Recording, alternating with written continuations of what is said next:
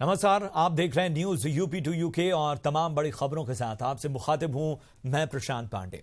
BJP अध्यक्ष अमित शाह ने लखनऊ दौरे के तीसरे दिन आज पार्टी ऑफिस में प्रेस कॉन्फ्रेंस की और इस दौरान बीजेपी के राष्ट्रीय अध्यक्ष ने कहा कि भाजपा सरकार ने 3 साल में वो काम किया जो पिछली सरकारें कई साल में नहीं कर पाईं। साथ ही यहां अमित शाह ने जीएसटी, सर्जिकल स्ट्राइक और पेंशन योजना पर सरकार की उपलब्धियां गिनाई।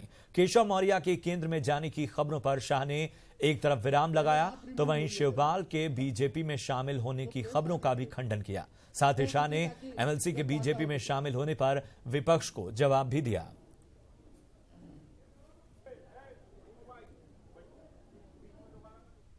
अरे भाई हो गया, नया अध्यक्ष तय होते ही केशव जी पूर्ण समय सरकार का था। नया अध्यक्ष तय होते ही केशव जी पूर्ण समय सरकार का था। मुझे मालूम नहीं पार्टी ने यहाँ जो योजना बनी होगी इन्होंने संपर्क किया होगा, तो मेरे पास ऐसी बातें नहीं आती। मुझे मालूम नहीं पार्टी ने यहाँ जो योजना बनी होगी इन्होंने संपर्क किया होगा, तो मेरे पास ऐसी बातें नहीं आती। आपका जो सवाल है ना रिटर्न गिफ्ट का, आप ढूंढते रह जाना, ये हमारी पार्टी की डिक्शनरी में नहीं होता है। जब से विवादित ढांचा गिरा तब से सातत्यपूर्ण तरीके से भारतीय जनता पार्टी के चुनावी घोषणा पत्र के अंदर एक बात लिखी गई है कि हम कानूनी तरीके से राम मंदिर वहां पर बनाएंगे। कोर्ट के फैसले से राम मंदिर बनेगा या तो संवाद से, सातत्यपूर्ण तरीके से। हमारे स्टैंड में कोई बदल कभी नहीं। बड़ी खबर लखनऊ से है। प्रदेश में बीजेपी ने सपा और बसपा को एक बड़ा झटका दिया है। आज बागी एमएलसी बीजेपी में शामिल हो गए। सपा का साथ छोड़ बुक्कल नवाब और यशवंत सिंह बीजेपी में शामिल हुए हैं। वहीं बसपा का साथ छोड़ ठाकुर जयवीर सिंह ने भी बीजेपी ज्वाइन कर ली है।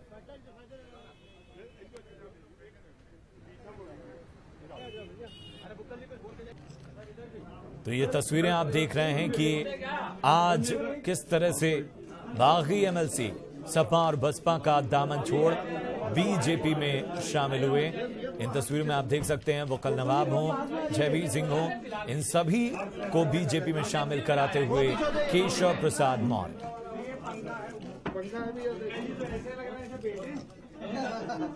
उत्तर प्रदेश जो है सपा रूपी और बसपा रूपी बीमारी से इस दिशा में यह कदम बढ़ा है। तो बीजेपी की ताकत और बढ़ती हुई, सपा और बसपा का साथ छोड़ कई एमएलसी बीजेपी का दामन थाम चुके हैं। आप ये तस्वीरें देख सकते हैं।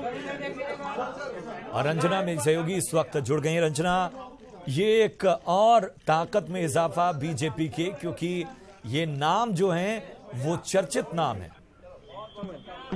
बिल्कुल, जिस तरह से इन तीनों विधायकों ने अमित शाह के आते ही इस्तीफा दिया और आज जाने के साथ साथ वो सदस्यता ग्रहण कर चुके भाजपा की, तो एक मैसेज था अमित शाह की तरफ से देने का, वो उन्होंने पूरा किया इस प्रकरण में।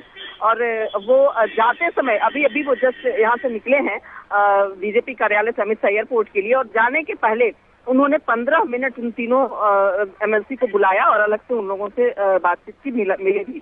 तो देखा जा सकता है कि जो कहा जा रहा है कि लोग पाइपलाइन में होते हैं और लोग पार्टी के संगठन का विस्तार चाहती है, इन सारी चीजों पे हम कर सकते हैं।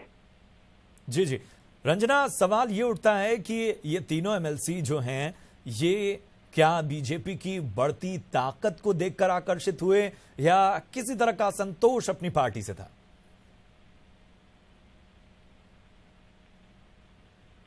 रंजना, आप तक आवाज आ रही है मेरी?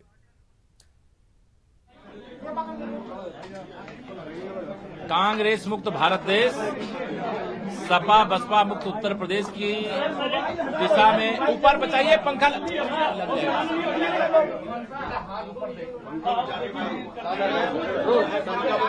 कांग्रेस मुक्त भारत देश, सपा बसपा मुक्त उत्तर प्रदेश की दिशा में आज भारतीय जनता पार्टी परिवार में विधान परिषद के 3 सदस्यों ने जो वर्तमान में थे, उन्होंने विधान परिषद की सदस्यता से त्याग पत्र देकर के सपा बसपा की गलत नीतियों का विरोध करते हुए भारतीय जनता पार्टी परिवार में शामिल होने का काम किया है। मैं भाजपा परिवार में सबका सम्मान के साथ स्वागत करता हूं और आशा करता हूं कि आप सबके कारण से भाजपा की ताकत बढ़ेगी और उत्तर प्रदेश को जो सपा बसपा मुक्त बनाने का हमारा अभियान है उसको बल मिलेगा। धन्यवाद। और रंजना मेरी सहयोगी लगातार जुड़ी हुई हमारे साथ। रंजना, जाहिर तौर पर यहां पर आत्मविश्वास बीजेपी का बढ़ा हुआ है। बिहार के बाद अब उत्तर प्रदेश में भी कहीं ना कहीं अपना विस्तार एक अलग ढंग से बीजेपी कर रही है। क्या ये तमाम जो विधायक हैं ये बीजेपी की इस बढ़ती हुई ताकत से आकर्षित हुए हैं या अपनी पार्टी से कुछ असंतोष था?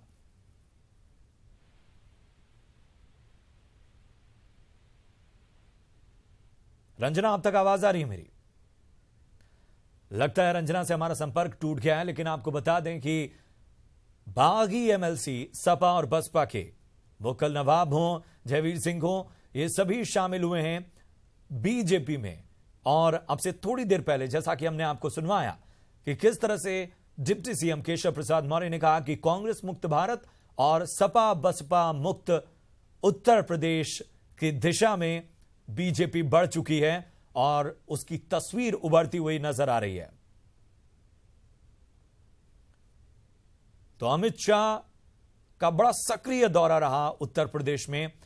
एक तरफ वो यादव कार्यकर्ता के घर पे उन्होंने खाना खाया, उसके बाद उन्होंने बुद्धिजीवियों के सम्मेलन को भी संबोधित किया, और अब जब वो लखनऊ से निकले, जब इस पूरे कार्यक्रम के बाद लखनऊ से निकले, तो बागी जो एमएलसी हैं वो बीजेपी के हक में आए।